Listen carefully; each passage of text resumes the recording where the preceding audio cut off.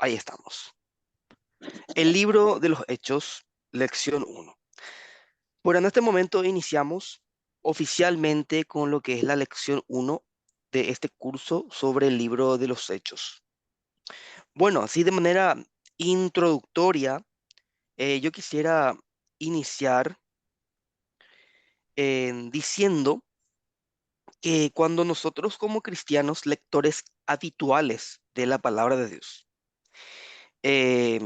nos acercamos a leer y en consecuencia a adentrarnos en las riquezas de las escrituras, creo que no se nos hace muy difícil ver el, el poder y ver la claridad con que los diversos libros, no solamente el libro de los Hechos, sino todos los libros de la Biblia, proclaman la revelación de Dios.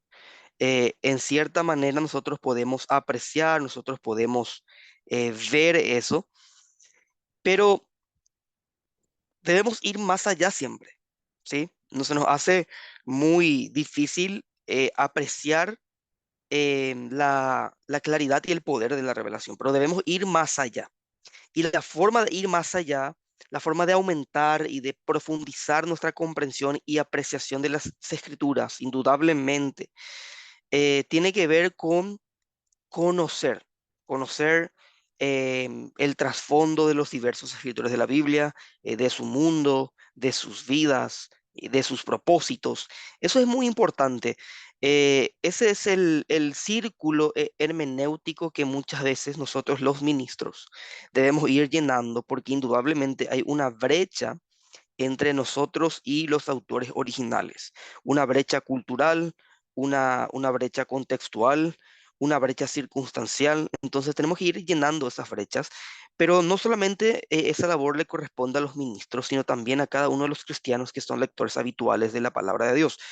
Y por eso es que estamos abordando esto en este curso, para tratar de ir conociendo más el trasfondo, ciertamente, de los escritores de la Biblia, de su mundo, de sus vidas, sus propósitos. Así que en esta primera lección sobre el libro de los Hechos, que ciertamente es el quinto libro del Nuevo Testamento, a menudo denominado como libro de los Hechos de los Apóstoles, en algunas Biblias antiguas dice Hechos del Espíritu Santo, pero hoy en día nosotros le conocemos simplemente como Hechos, ¿sí? El libro de los Hechos. Así que vamos a ver en un número de aspectos básicos que nos van a ayudar a nosotros a entender y a apreciar las enseñanzas de este libro con mayor claridad y profundidad. Pero ciertamente yo creo que y estoy convencido de que la mayor profundización que ustedes van a hacer es a la hora de leer el material. Ustedes cuando leen el material van a ir encontrando de manera más detallosa o detallada esos diversos aspectos que en esta clase no podemos ir abarcando de manera absoluta. Entonces es muy importante que al acompañar el desarrollo de las lecciones, ustedes ya vengan con con un conocimiento del contenido, ¿sí? Si es que lo pudieron leer antes, lo lean después y vayan ahondando mediante una lectura del material que se les facilita a ustedes, el material del Third Million o Third Mill, ¿sí? De tercer milenio. Entonces, primero vamos a examinar la autoría del libro. En segundo lugar, vamos a observar un poco el escenario histórico y en tercer lugar vamos a analizar su trasfondo teológico. Así que vamos a comenzar con la autoría, ¿sí? Ahí tenemos, voy a cambiar el PowerPoint. Ahí está, la autoría. Dentro de la autoría hay tres cosas que se toca o que vamos a tocar, que nuestro material toca. El Evangelio de Lucas, Iglesia Primitiva y Nuevo Testamento. Bueno, en cuanto a la autoría de este libro, la autoría de Lucas es la más probable, es la más robusta. Más allá de que ciertamente existe un debate, hay gente que no reconoce a Lucas como el autor y ciertamente dicen que Lucas no fue el autor, que lo más probable es que haya sido otro, pero la atribución a Lucas ha prevalecido como explicación más plausible en lo que respecta a la autoría de este libro de los Hechos, ¿sí? O sea que la postura de que Lucas es el autor es la más robusta y es sostenida por el consenso mayoritario entre los estudiosos. Ahora, siempre que nosotros hablamos de las autorías de los escritos bíblicos, nunca debemos perder de vista el hecho de que estos libros son inspirados por Dios, ¿sí? Son inspirados por Dios. Una inspiración de carácter orgánico. La inspiración es de carácter orgánica. ¿Por qué es de carácter orgánica? Porque Dios al inspirar a, o más bien el Espíritu Santo, si queremos ser más puntuales, al inspirar a personas humanas para escribir la palabra de Dios, Dios no, no anuló las características humanas de estos seres humanos, sino que Dios usó su preparación, su inteligencia, su cultura, su contexto, su conocimiento. Entonces, es muy importante entender que la inspiración es orgánica porque no anula las características de la participación humana. Así que, partiendo del hecho de que el libro de los Hechos es un libro inspirado, Lucas ciertamente es el autor humano y Dios utilizó la personalidad y el contexto de este escritor a la hora de redactar el texto o el contenido de este libro. Ahora, cuando decimos que es inspirada, estamos diciendo, el concepto es que Dios exhaló, ¿sí? Dios exhaló la revelación. Y esa revelación, ese aliento de Dios eh, es direccionada por el Espíritu Santo a las personas humanas y allí ocurre una inspiración, ¿sí? Ese es el concepto de inspiración. Entonces es básicamente la forma en que Dios ha supervisado su palabra, ciertamente, o la redacción de su palabra. Ahora, por otro lado, tradicionalmente, se le ha atribuido a Lucas la autoría del libro de los Hechos, que sería básicamente su segunda obra literaria bíblica, ¿sí? Su segunda obra. Acuérdense que él, o podemos decir que él escribió una obra en dos tomos, podríamos decir también. Su primera obra es el tercer evangelio, el evangelio según Lucas. Y estos son documentos que no mencionan específicamente su nombre, no mencionan específicamente su nombre. Por eso es que decimos que son documentos anónimos en ese sentido, en que no tienen una identificación del autor. Son documentos anónimos por esa causa. Esa es la razón por la que es necesario revisar la evidencia que respalda la atribución a Lucas. Y aquí en este punto tenemos la evidencia explícita de un autor común, ¿sí? De un autor común. Y acá entramos en lo que es el Evangelio de Lucas. Por ejemplo, Hechos menciona un primer tratado dirigido a un tal Teófilo, ¿sí? A una persona llamada Teófilo, lo cual sugiere una continuidad con el Evangelio de Lucas que también fue dirigido a Teófilo. ¿Se acuerdan? Lucas fue dirigido a Teófilo. Y en segundo lugar, o en consecuencia, podemos decir también fue dirigida a una audiencia mayor. Pero primariamente fue dirigida a Teófilo. Entonces hay un autor común acá entre estas dos obras, que es Lucas. Sí, él es el autor común, el escritor del Evangelio, del tercer Evangelio, y también de este libro de los Hechos. Entonces tenemos también una evidencia implícita, basada en similitudes de estilo y contenido entre ambos libros, que ciertamente sugieren que fueron escritos por la misma persona. ¿Por qué? Porque cada autor, como cada persona que escribe, tiene un cierto estilo que la caracteriza. Así, en cuanto a Lucas, se puede evidenciar su estilo, ¿sí? Y su contenido también, que hay una similitud muy alta entre ambas obras. Y eso sugiere que fueron escritos por la misma persona, por Lucas. Y ambos libros siguen un esquema estructurado y contienen temas paralelos. Entonces, eso es una evidencia implícita de que ciertamente estamos hablando de una misma persona, estamos hablando de un mismo autor. Además, desde el siglo II, se ha atribuido a Lucas la autoría de ambos libros. En manuscritos antiguos y escritos de líderes de la iglesia refuerzan la idea de que Lucas realmente es el autor. Así que en la evidencia manuscrita, eh, manuscritos antiguos como el papiro P75, el fragmento muratoriano, mencionan que, que Lucas es el autor. Hacen mención de esto.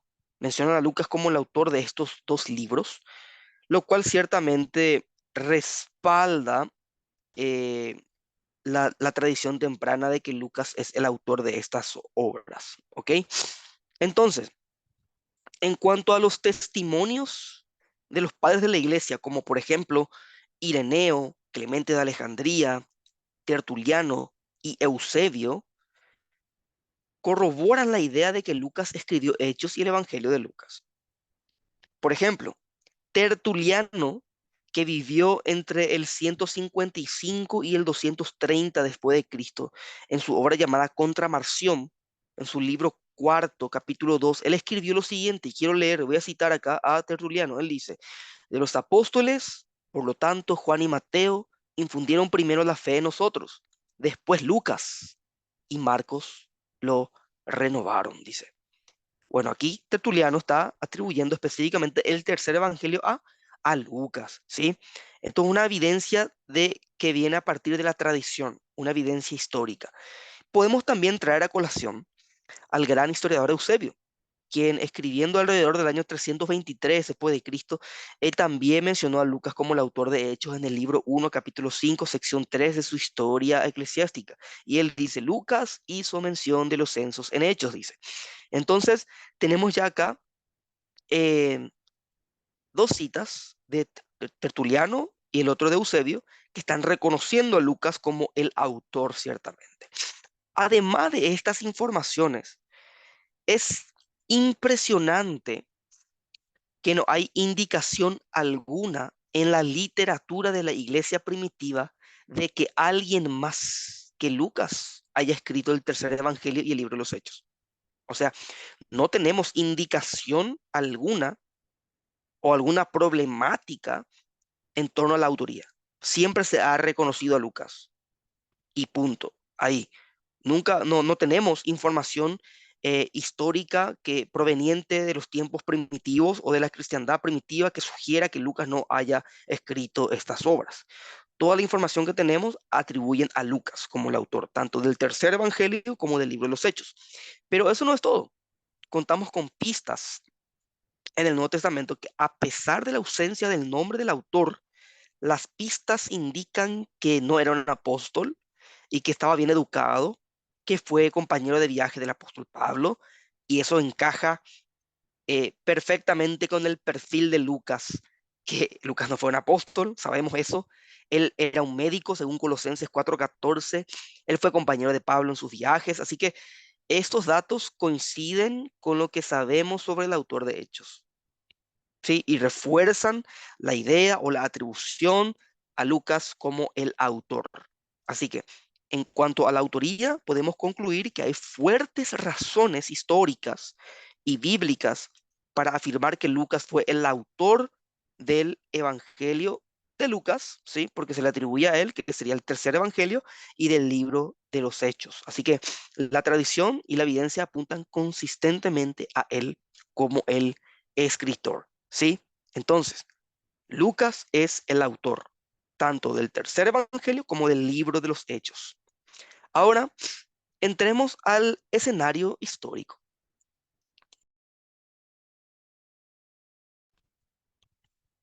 Bueno, en este punto veremos un poco el tema de la fecha, la audiencia original y el contexto social, así como aparece en el PowerPoint. Em, Cabe mencionar el tema de la fecha de composición. Tenemos dos teorías sobre la fecha de escritura del libro de los Hechos. Hay dos teorías. La primera teoría es que se sugiere ciertamente que fue escrito después del año 70 después de Cristo. Algunos eruditos sugieren que se escribió entre el 80 y el 90 después de Cristo. ¿Sí? Después del 70, entre el 80 y el 90 después de Cristo. ¿Debido a qué? Debido a su tono positivo sobre la iglesia primitiva. aunque ciertamente esta opinión no toma en cuenta los problemas dentro y fuera de la iglesia que se mencionan en el libro. Se sugiere que hay un tono muy positivo sobre la iglesia primitiva, dicen, ¿verdad? Entonces, bueno, esto debió haber pasado después del año 70, pero esta sugerencia de que fue escrito después del 70 no considera las problemáticas que la iglesia estaba afrontando, que se puede leer dentro del contenido mismo del libro. También se argumenta que depende, el contenido del libro de los Hechos depende mucho de los escritos del historiador judío Josefo, Flavio Josefo. Los textos relevantes de Josefo, por ejemplo, no fueron escritos antes del año 79 y ciertamente no habrían estado ampliamente disponibles muchos antes del 85 después de Cristo. Entonces, eh, quienes creen que Hechos depende de las obras de Flavio Josefo, que fue un historiador judío, ellos terminan concluyendo que Hechos no fue escrito antes del 79, sino que fue escrito un poco después del 85. O sea que manejan una fecha muy tardía de escritura en lo que respecta al libro de los Hechos. Pero también está la otra teoría que sugiere que el libro de los Hechos fue escrito antes del 70, no después, sino antes. Entonces, em, se dice y se argumenta, Hechos eh, fue escrito antes del 70, ya que no menciona eventos cruciales como la persecución de Nerón, que inició en el 64 después de Cristo. Tampoco menciona el martirio de Pablo, que se efectuó, ocurrió en el 65 después de Cristo. Tampoco se refiere a la destrucción del templo en Jerusalén, lo cual sería difícil de ignorar si es que ya hubiera ocurrido, ¿sí? Entonces, esta argumentación sí es más preponderante, ciertamente, porque si el libro de Hechos fue escrito posterior al 70, el autor indudablemente no pudo haber obviado cosas tan importantes como la persecución herónica, como el martirio de Pablo, o como la destrucción de Jerusalén, del templo en Jerusalén. Pero estas cosas no aparecen dentro del contenido de Hechos y eso sugiere que la escritura corresponde a un tiempo anterior al año 70. Si nos fijamos un poco en un texto en Hechos, allá en la parte final del libro de los Hechos, Hechos capítulo 28, versículo 30 y 31, Lucas escribió lo siguiente: y Pablo permaneció 2 años enteros en una casa alquilada y recibía a todos los que a él venían, predicando el reino de Dios y enseñando acerca del Señor Jesucristo abiertamente y sin impedimento. Bueno, acá se cierra el libro de los Hechos, se cierra el libro. Y resulta ser que este final ofrece una importante evidencia para creer que Hechos fue escrito antes del 70. Y como que habla de que Pablo alquiló una casa y estuvo allí recibiendo a personas, eso sugiere una fecha cercana al 62, ¿sí? Estamos hablando de una datación aproximadamente hacia el 62 después de Cristo, ¿sí?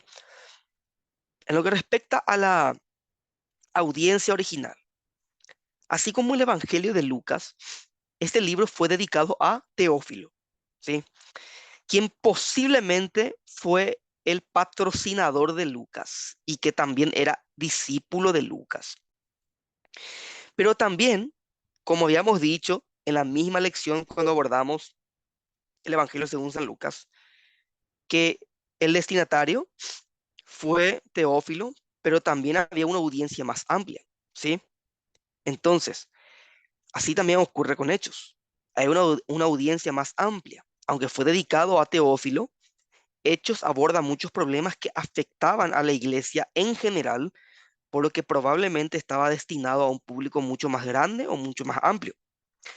Esa es básicamente la respuesta a lo que respecta a la audiencia original. Fue dirigido a Teófilo, pero también a una audiencia más amplia, ¿sí? Porque ciertamente el libro aborda em, problemas que afectaban a la iglesia generalmente hablando. Eso nos enseña o nos muestra que también había un, un, un, un destinatario que no era solamente una persona, sino más allá de una persona, Teófilo y una audiencia más grande. ¿sí? En cuanto al contexto social, cabe mencionar un poco al Imperio Romano. Sabemos nosotros que todo el Nuevo Testamento se desenvolvió más bien dentro de esta cultura romana o greco-romana. Eso respecta a lo que tiene que ver con el contexto social. Así que el Imperio Romano influyó profundamente en la sociedad, incluyendo la iglesia primitiva. El control político, por ejemplo, el control económico romano permitió una infraestructura que facilitaba la expansión del evangelio. La religión romana, en este caso, que adoraba al César como Salvador, como un semidios, chocaba frontalmente con el cristianismo, pero también con el judaísmo. Pero sabemos que el cristianismo como el judaísmo eran tolerados, mayormente el judaísmo era tolerado. Y en cuanto a los judíos y la iglesia primitiva, cabe decir que la iglesia cristiana compartía una herencia judía. Pero ¿qué ocurrió? Surgieron diferencias esenciales, diferencias fundamentales, especialmente en la figura de Jesús como el Mesías. Mientras los cristianos en este caso interpretaban las escrituras hebreas en función de Cristo, los judíos no creyentes rechazaban rotundamente esa interpretación. Así que las diferencias respecto al trato con los gentiles también fueron significativas, ya que los judíos cristianos, en este caso, aceptaban a los gentiles sin exigir la circuncisión ni la observancia de las leyes judías, mientras que los judaizantes les obligaba a los gentiles a someterse a este rito. Ahora, esto es solo como mencioné hace rato al comienzo, esto es solo un abordaje general de la cuestión al leer nuestro material de Tilmil sobre esta lección. Em, Al leer, ciertamente, van a poder profundizar más en los detalles, así que es una exigencia del curso que lean sus materiales en PDF, o si es que lo tienen en físico, mucho mejor todavía. Entonces, en conclusión, conocer el contexto histórico, la audiencia y el entorno social de manera más detallada, lo van a hacer leyendo el material a disposición, ¿sí? Bueno, así que hasta ahora tenemos lo que es la autoría, el escenario histórico. Hemos visto el tema de la fecha, la audiencia original. Acuérdense la audiencia original. Primeramente, Teófilo. Y, en consecuencia, también fue dirigida a la iglesia en general. ¿Sí? Porque hay temas que incumben a la iglesia en general y no solamente a un individuo. Eso es muy importante que tengan en cuenta. Y en tercer lugar, tenemos el trasfondo teológico. Y acá, en este tercer punto, se habla un poco del Antiguo Testamento, el reino de Dios y el Evangelio de Lucas. La influencia del Antiguo Testamento en lo que concierne al autor. Es muy importante considerar esto. Bueno, en primer lugar, entonces, tenemos la influencia del Antiguo Testamento en Lucas que influyó en su comprensión de la historia. Acuérdense que Lucas había recopilado información y el Antiguo Testamento ciertamente influyó en su comprensión de la historia y en particular con la visión tripartita que está conformada con la creación, caída y redención. Por eso es tripartita, ¿sí?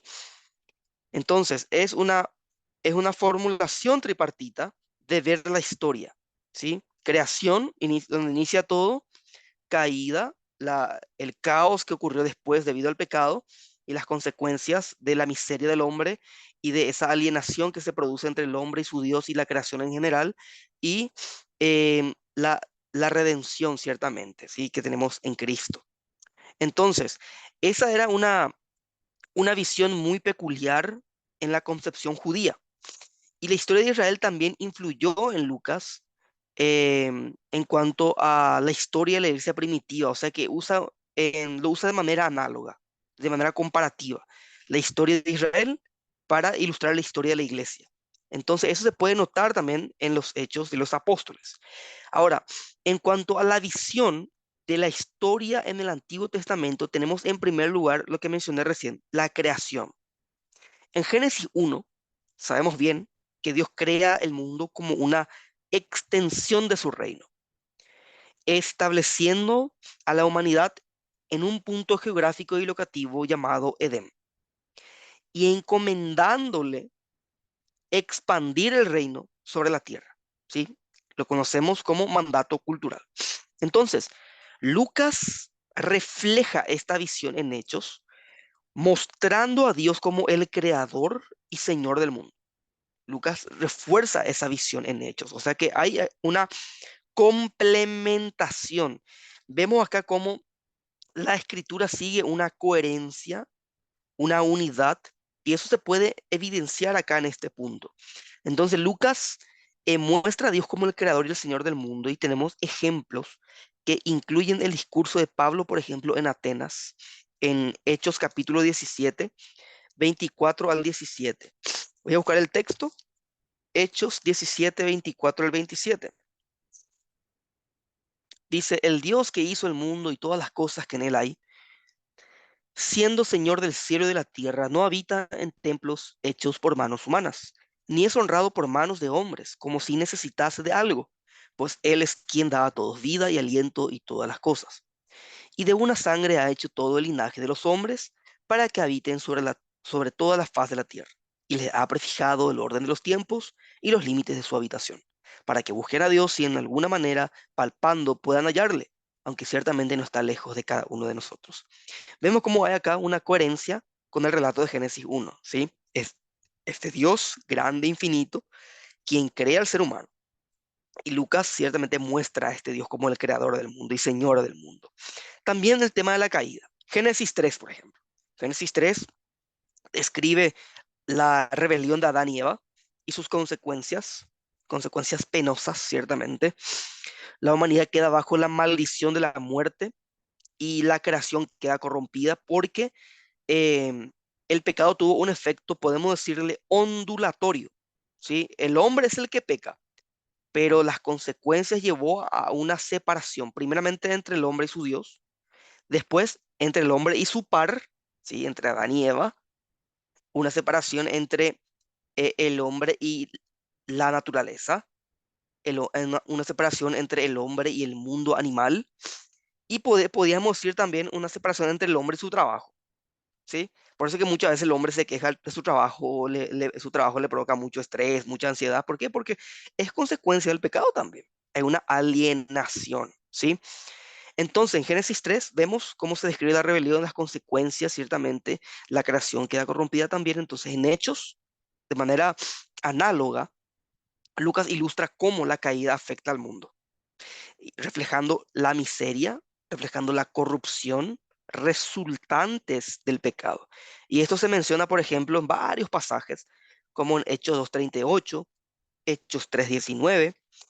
Hechos 3:19, por ejemplo, dice, así que arrepentidos y convertidos para que sean borrados vuestros pecados, para que vengan de la presencia del Señor a tiempos de refrigerio. O sea, está hablando de la caída, está hablando de que hay pecado en el mundo. Hechos 20, 18 al 35, que es una sección extensa, también se hace alusión de esta miseria en la cual el hombre se encuentra. Entonces, ciertamente hay una unidad, una coherencia entre lo que Lucas está escribiendo y el Antiguo Testamento, especialmente el libro de Génesis. Y en lo que respecta a la redención, acuérdense que es un sistema tripartito, creación, caída y redención. Y en lo que respecta a la redención, el Antiguo Testamento predice la redención, ¿sí? Y la eliminación del pecado. Lucas, en este libro de los Hechos, refleja esta esperanza de redención a través de quién? A través de Cristo, a través de la obra salvadora de Cristo. Así que la redención en Hechos se menciona en sermones, se menciona en discursos clave, como por ejemplo en varias partes, Hechos 2, 21 al 40, Hechos 5, 29 al 32. Hechos 5, 29 al 32 dice, respondiendo Pedro y los apóstoles dijeron, es necesario obedecer a Dios antes que a los hombres. El Dios de nuestros padres levantó a Jesús, a quien vosotros matasteis, colgándole en un madero. A este Dios ha exaltado con su diestra por príncipe y salvador, para dar a Israel arrepentimiento y perdón de pecados. Y nosotros somos testigos suyos de estas cosas, y también del Espíritu Santo, el cual ha dado Dios a los que le obedecen. ¿Sí?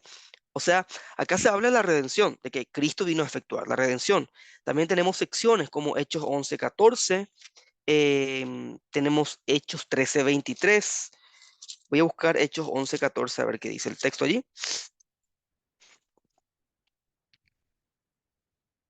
Él te hablará palabras por las cuales serás salvo tú y toda tu casa. Sí, redención.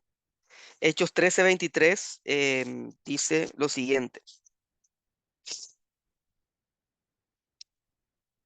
De la descendencia de este y conforme a la promesa, Dios levantó a Jesús por Salvador a Israel. Redención. Y tenemos muchas más secciones como Hechos 15, en 7 al 10, Hechos 16, 30 al 31. Entonces, algo muy, muy peculiar en el escrito de Lucas y hay mucha coherencia con esa promesa de redención que Dios ya da en el Edén. ¿Sí? Génesis 3:15, por ejemplo, en donde Dios ya promete al Salvador. ¿Sí? Entonces, Lucas, al escribir Hechos, muestra una profunda influencia del Antiguo Testamento, una profunda influencia del Antiguo Testamento, reflejando así la narrativa de la creación, la caída, la redención a través de los eventos, a través de las enseñanzas de la iglesia primitiva. Así que la teología del Antiguo Testamento estructuró la comprensión de Lucas sobre la historia, estructuró la comprensión de Lucas sobre la misión de la iglesia primitiva en su libro de Hechos.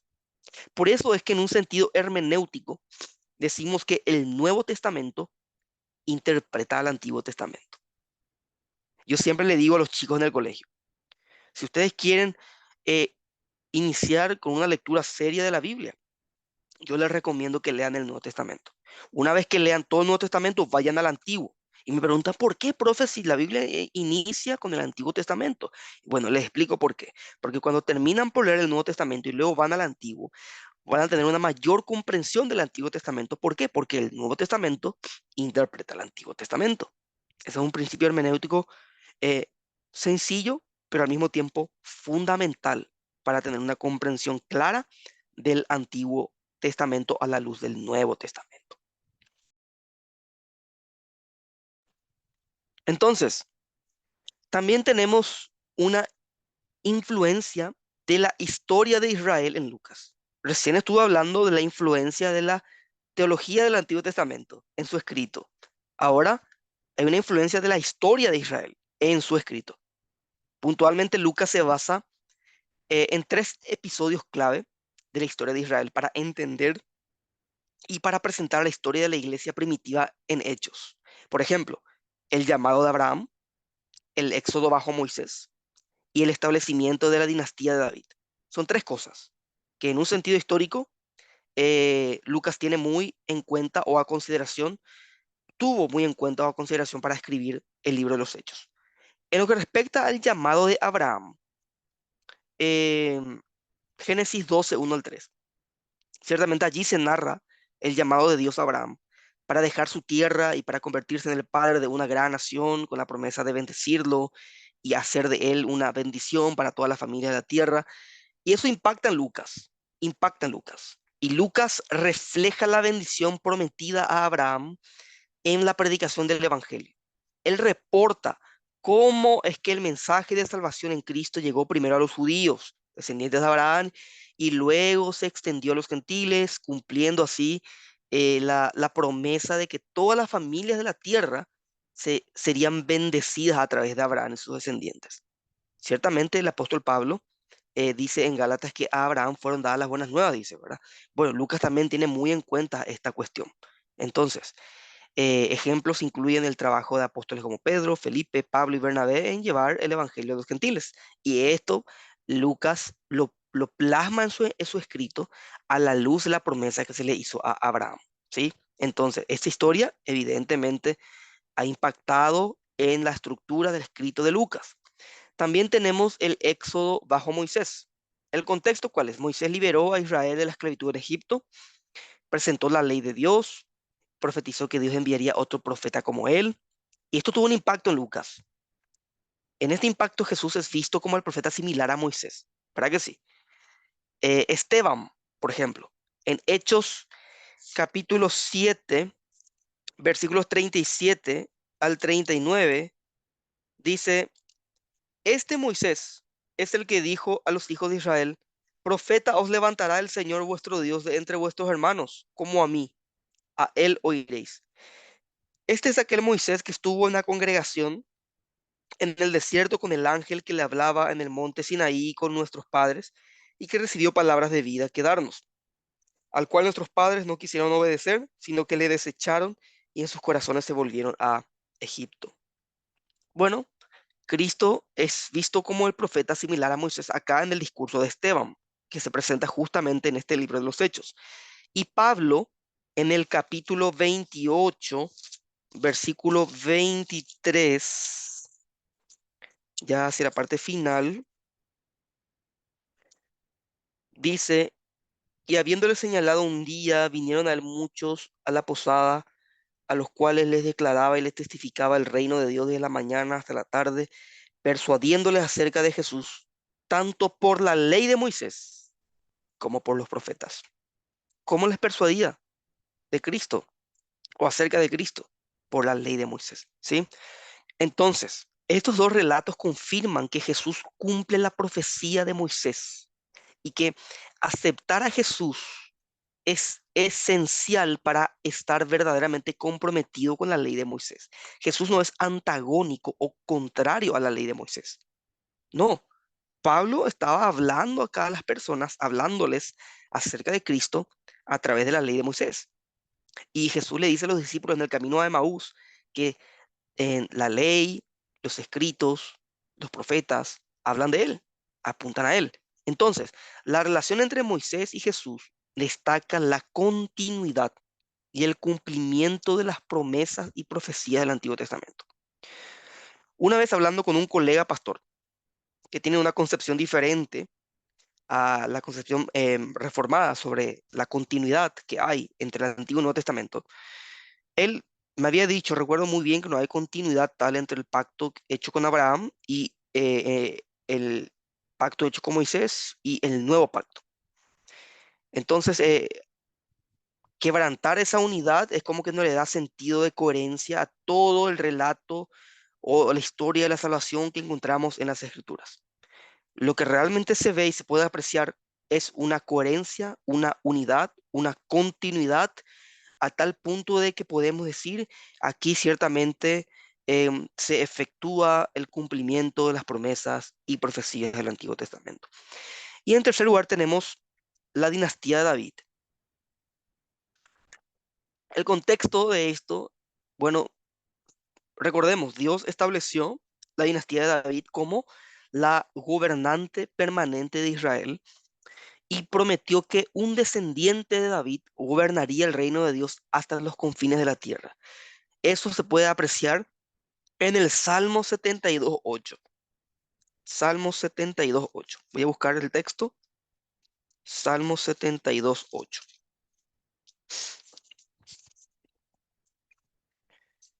Dominará de mar a mar y desde el río hasta los confines de la tierra. Y el versículo 17 dice, hasta que entrando en el santuario de Dios comprendí el fin de ellos. No sé si hice una referencia equívoca, pero sí ciertamente el versículo 8 lo dice puntualmente. Está hablando allí de que va a dominar de mar a mar, o sea que está aludiendo a un rey perpetuo que descendería del linaje de David. Esto ciertamente tuvo un impacto en Lucas, ¿sí? Acuérdense, Salmos 72:8. Ese es el contexto. Y el impacto en Lucas ciertamente se presenta a Jesús como el descendiente de David que cumple la promesa de establecer el reino de Dios. Y este reino se extiende desde Jerusalén hasta el mundo entero a través de la iglesia, ¿sí? A través de la iglesia. Hechos capítulo 15, 14 al 18. Hechos capítulo 15, 14 al 18. Voy a leer. Hechos capítulo 15, 14 al 18, dice lo siguiente. Simón ha contado cómo Dios visitó por primera vez a los gentiles para tomar de ellos pueblo para su nombre. Y con esto concuerdan las palabras de los profetas, como está escrito. Después de esto volveré y reedificaré el tabernáculo de David que está caído. y repararé sus ruinas y lo volveré a levantar, para que el resto de los hombres busque al Señor y todos los gentiles sobre los cuales es invocado mi nombre, dice el Señor, que hace conocer todo esto de tiempos antiguos, por lo cual yo juzgo que no se inquieta a los gentiles que se convierten a Dios. Esto es una cita del profeta Amós. O sea que se está citando acá al profeta Amós, Amós 9, 11 al 12. Y esto muestra que el éxito del evangelio entre los gentiles es visto como el cumplimiento de las esperanzas de restauración de esta dinastía de David. ¿Sí? Entonces, indudablemente hay un impacto en Lucas, un impacto de esta historia de Israel en sus escritos. En conclusión, ¿qué podemos decir? Bueno, Lucas usa estos episodios de la historia de Israel para mostrar que Jesús es el cumplimiento de las promesas hechas a Abraham, Moisés y a David. Y a través de su vida, muerte y resurrección y la expansión del Evangelio también, ciertamente, Jesús está llevando a cabo la redención prometida, extendiendo así su reino desde Jerusalén a todos los rincones del mundo, tal como fue profetizado en ¿dónde? En el Antiguo Testamento, ¿sí?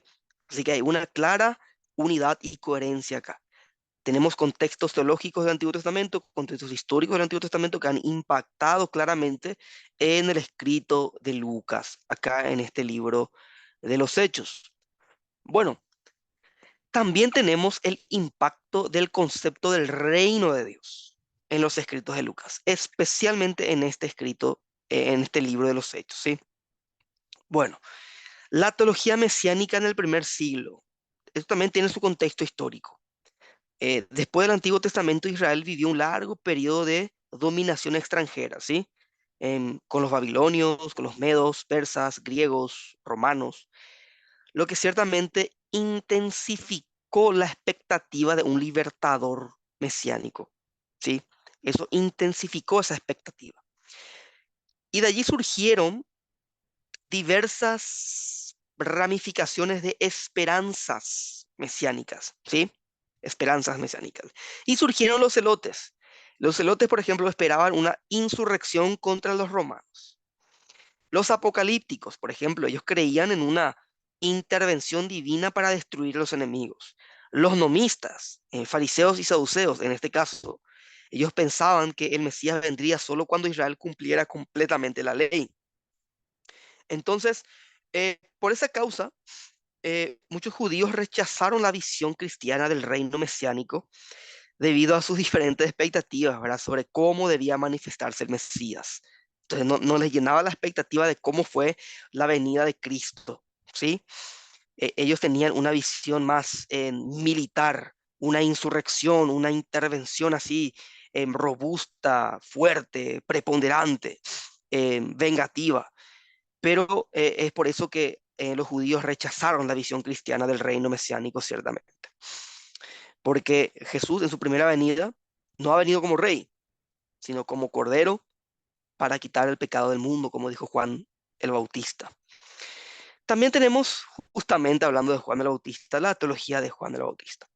Él había anunciado al Mesías, Juan el Bautista proclamó la llegada de este Mesías, del Cristo, y también proclamó el establecimiento del reino de Dios.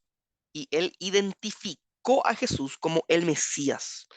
Esto lo podemos ver justamente en uno de los escritos de Lucas. Lucas, capítulo 3, 16 al 17. Dice, respondió Juan diciendo a todos, yo a la verdad os bautizo en agua, pero viene uno más poderoso que yo, de quien no soy digno de desatar la correa de su calzado. Él os bautizará en Espíritu Santo y fuego. Su aventador está en su mano, y limpiará su era, y recogerá el trigo en su granero, y quemará la paja en fuego que nunca se apagará. Entonces, evidentemente, Juan el Bautista está identificando a Jesús como el Mesías acá en este texto. Y tenemos también una expectativa errada, em, dudas, que también le sobrevino a Juan, ¿verdad? Porque Juan esperaba, a pesar de que Juan ciertamente reconoció a Jesús como el Mesías, Juan esperaba que el Mesías realizara todo esto de una vez.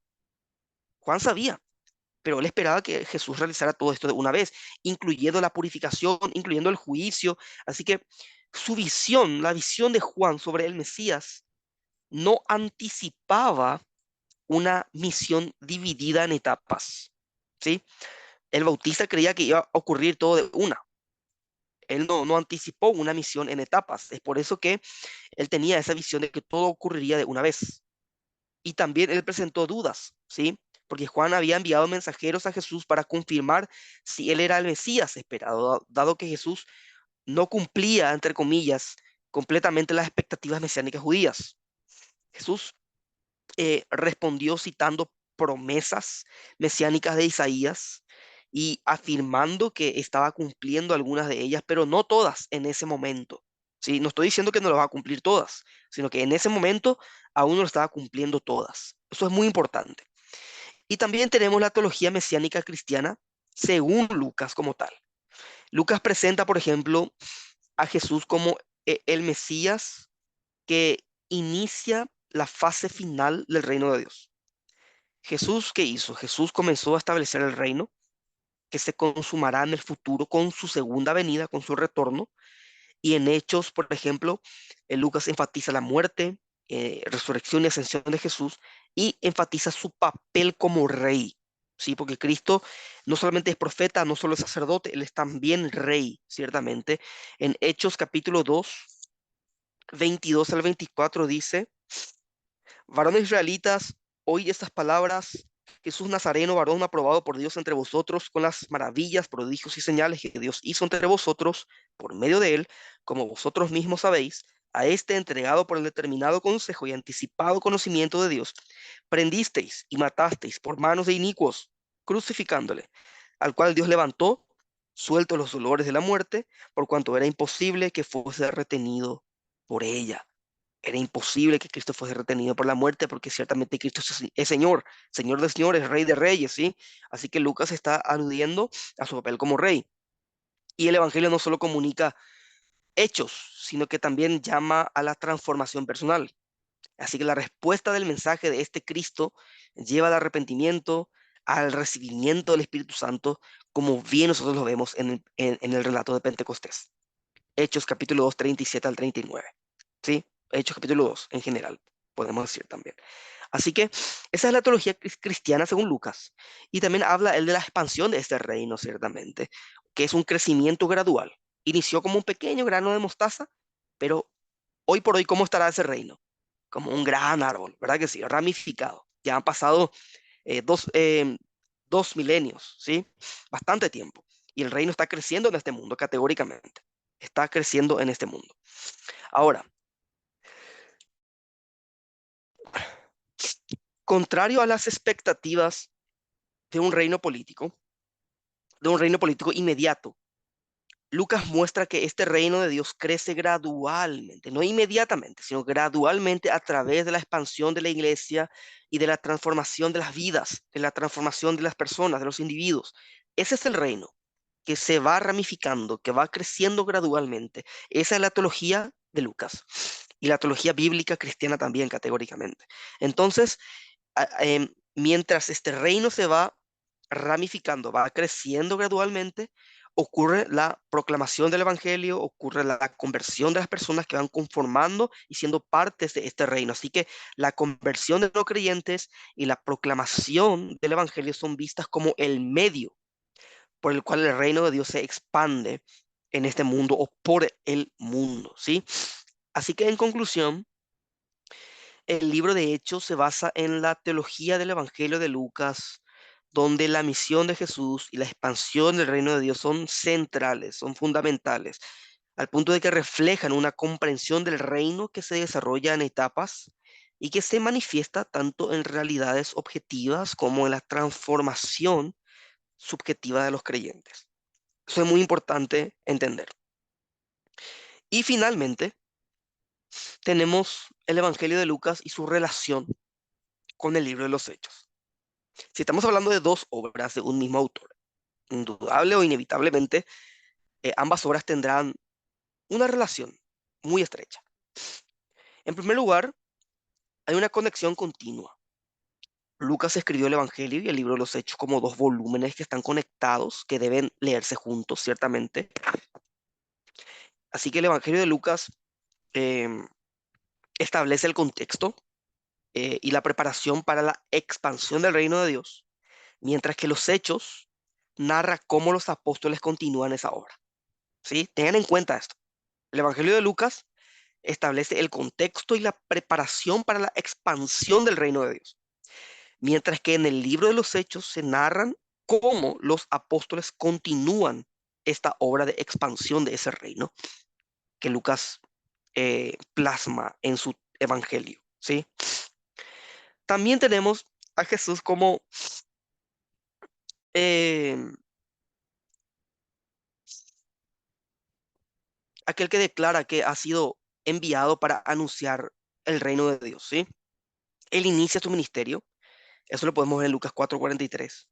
Tenemos también la parábola de las 10 minas en Lucas 19, donde Jesús enseña que el reino de Dios se manifestará gradualmente, de manera gradual, no de manera inmediata, sino gradualmente. Así que la parábola refleja que Jesús comienza el reino, pero su plena consumación será en el futuro.